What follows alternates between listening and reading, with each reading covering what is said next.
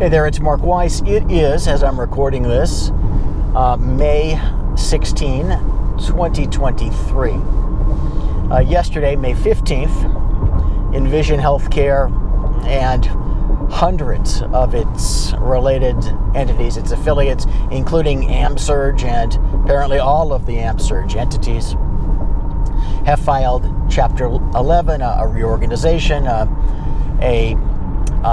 coordinated, that is, jointly administered Chapter 11, attempting to restructure the entire business.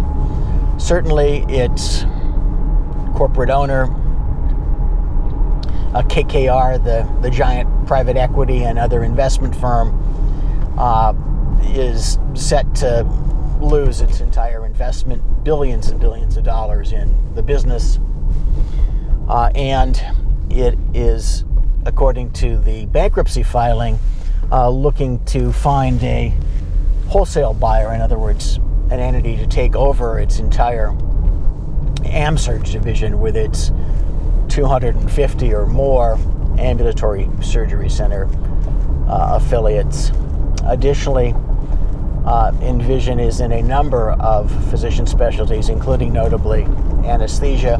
What will end up happening to those businesses under a restructuring, in the event that there can't be a restructuring, which would be a liquidation, is at this point unclear, but I'll tell you what it does mean. Now, take into consideration at the same time that last year, 2022, was a banner year in terms of private equity bankruptcies in general. Certainly in healthcare,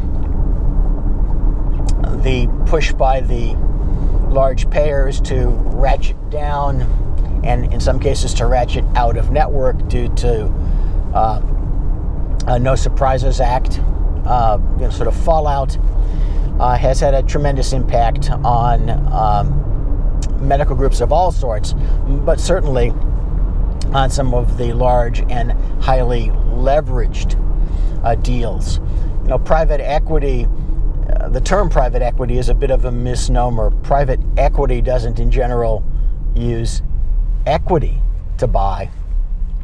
They use some equity to the extent of a down payment, and then use commercial debt to finance the rest. And as you know, because everyone alive knows what has happened to interest rates over the last year, they've gone from near zero to, depending on one's creditworthiness, in other words, being able to borrow at prime, in the 5 to 6 range, and for many that means interest rates of close to 10%. So businesses which were predicated on financing at 1 or 2% are now in the position of not being able to refinance, or not being able to afford to refinance. Additionally, many of the private equity deals were done along a very simple playbook, and that was to cut costs to the bone. When they cut costs to the bone, they impacted the ability of the business actually to succeed, because one would think that cutting costs to the bone would make it more profitable, but it only makes it more profitable for a while. At some point, the unwillingness to invest in the business takes a toll. Whether any or all of those are the specifics having to do with Envision is yet to be seen, and I'm not saying that all of those impact Envision, but I would be certain that the inability to refinance, and certainly the impact of No Surprises Act, were very, very large contributing factors. Now, there are, for those medical groups looking for buyers, certainly for facilities looking for buyers, there are smaller private equity players, many of whom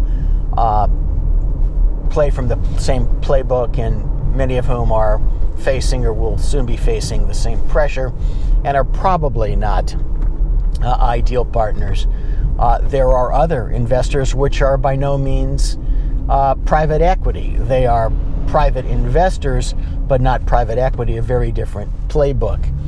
The private equity world is driven both, as I mentioned, by the notion of down payments and commercial financing, but the more complicating factor is that the seed equity used for those down payments comes from the private equity firm's own investors, who are expecting to close out the funds in which they're investing within generally 5 to 7 years. Those investors expect their money back. They expect a return, although, as we can see from the KKR bankruptcy, they may receive nothing. Consider what a sale to private equity means, not only in terms of how they will run a business, whether they own it completely or a business that they control post a sale, but whether a private equity firm has the wherewithal to actually survive. Tremendously important if you're owed any money, and tremendously important if you're tagging along as a continuing minority investor.